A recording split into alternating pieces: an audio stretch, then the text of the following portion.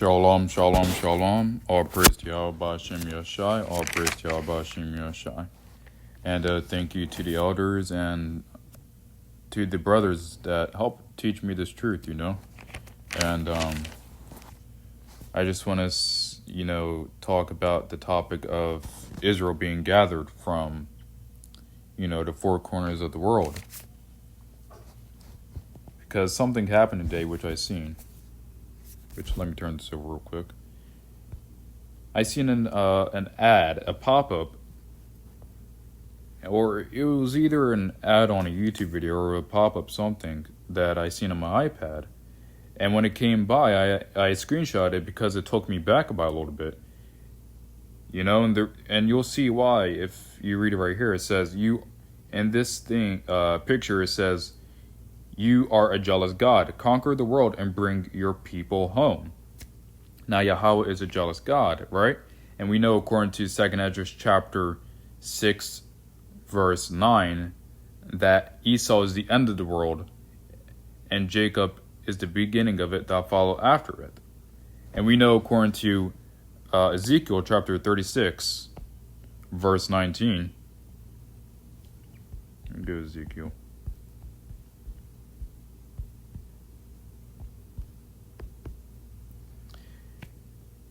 According to verse 19, we were scattered among the heathen and we were dispersed through the countries, And, we went off and he judged us. And if you jump down to verse 22 to 24, it says, "Therefore say unto the house of Israel, Thus saith the Lord God, I do not this for your sakes, O house of Israel, but for mine holy name's sake, which ye have profaned among the heathen, whither ye went. And I will sanctify my great name, which was profaned among the heathen, which ye have profaned in the midst of them, and the heathen shall know that I am the Lord, saith the Lord God, when I shall be sanctified in you before their eyes." Verse 24, it says right here, "For I will take you from among the heathen and gather you out of all countries and bring you into your own land." And you could keep reading on to, 25, 26, and basically if you go on so forth, so down, talks about how he's going to cleanse us and just, we're truly going to be a people, holy people for the Lord. I just thought that was really interesting because we see that before this happens, right? Before Yahweh brings us back, there's going to be a violent change, a violent transition, right? For, as we know, if we go to, let's see,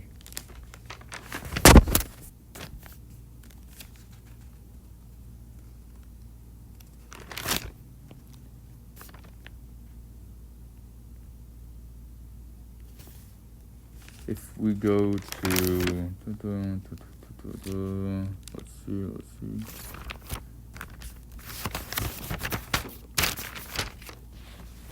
If we go to, dismiss. Okay. If you go to Joel chapter 2, verse 2, right? 2, verse 2. It says right here that, before the before we get hit by, nuclear missiles, before America gets destroyed. Well, right when America's, about to be destroyed and everything's just, going to be destroyed, it says right here that according to the day of the Lord, right? Matter of fact, let me start from verse 1. "Blow ye trumpet in Zion, and sound an alarm in my holy mountain. Let all the inhabitants of the land tremble, for the day of the Lord cometh, for it is nigh at hand." So as you see, according to Joel chapter 2, verse 1, the day of the Lord is pretty close. Verse 2, "A day of darkness and of gloominess." So as we know, since if you go to the blue letter, right, you see that when it says world, it usually means error when it comes to 2nd Esdras chapter 6, verse 9.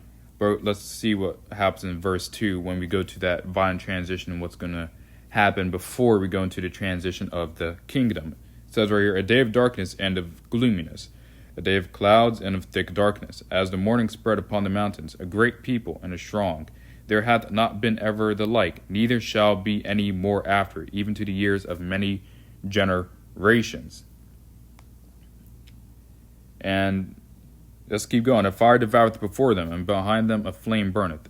The land is as the Garden of Eden before them, and behind them a desolate wilderness. Yeah, nothing shall escape them. The appearance of them is as the appearance of horses, and as horsemen, so shall they run. So the Lord's come with his chariots and everything like that. As seen in verse 5, like the noise of chariots on tops of hills shall they leap, like the noise of a flame of fire that devoureth to stumble, and as a strong people set in battle array.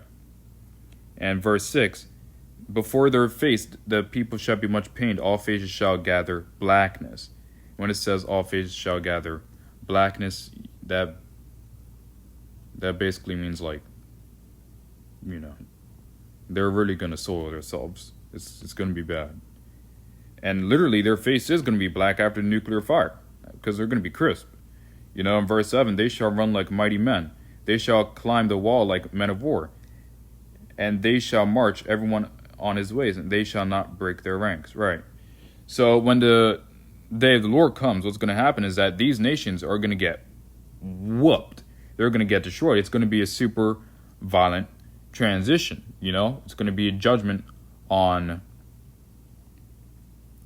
the wicked, basically. The wicked and the 2/3. So we know it's going to be a violent transition. So, as you can see in the screenshot, it says, you are just God, conquer the world and bring your people home. Now, what's something you see in this picture? Right? You see fire. Now, in this, it may look like a fireball or something coming out. But hey, the chariots, the chariots aren't no joke. They may come like with a fiery appearance, and it's just going to be, crazy. And what's going to happen is that basically the world of Esau is going to be destroyed, and everything's going to be put back in order forever. And even in Revelations chapter 6, verse 12, let's go there. And behold, when he opened the sixth seal, and lo, there was a great earthquake, and the sun became black as sackcloth of hair, and the moon became as blood. Right, so like I said, the day of the Lord's not going to be a day where people are going to be cheering. It's not going to be like those Left Behind movies where it's going to be a clear day, crystal clear, It's not going to be such a clear day. No, it's not going to be blue skies with a nice clear forecast of a nice bright sun and a complete regular moon, and then just rapture, caught up out of nowhere. According to Revelations verse 6, verse 12, and Joel chapter 2, verse 1. First, well, it's going to be, the sun's going to become as black as sackcloth hair. The moon's going to become as blood, right? As blood red. And it's going to be a day of gloominess. When men see that, and mighty men too, they're really going to be literally wishing it's going to be so intense. For some of them might just die of a heart attack because of how crazy it's going to be, So as you can see, it's going to be quite a rough transition before the day of the Lord comes. And even if you go to verse 16 right here, it says, and said to the mountains and rocks, fall on us, and hide us from the face of him that sitteth on the throne, and from the wrath of the Lamb. It's so basically, they'd rather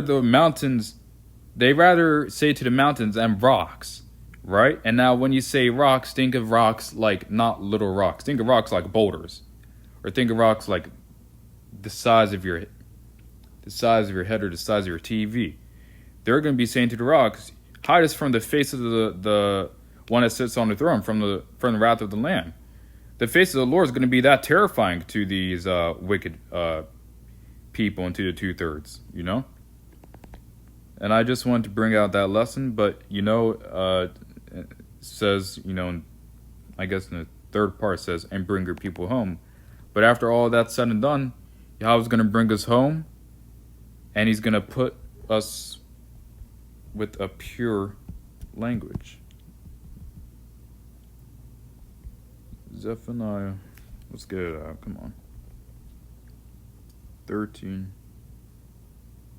verse 9. I believe that's it. For I will turn to the people of pure language. They may all call upon the name of the Lord to serve him with one consent. Right. So, and then if you go on and goes on so forth, so on, it's, and matter of fact, let's read verse 13. And the remnant of Israel, notice how it says remnant of Israel, 1/3, elect. And the remnant of Israel shall not do iniquity, nor speak lies, neither shall a deceitful tongue be found in their mouth. For they shall feed and lie down, and none shall make them afraid. Right, so I just wanted to make that lesson. I hope this was very edifying. Shalom to you brothers, shalom to the elders, and shalom to you sisters, that are modest and modest apparel, not just modest inwardly, but modest outwardly, dressing and covering the shape of your body. And also shalom to the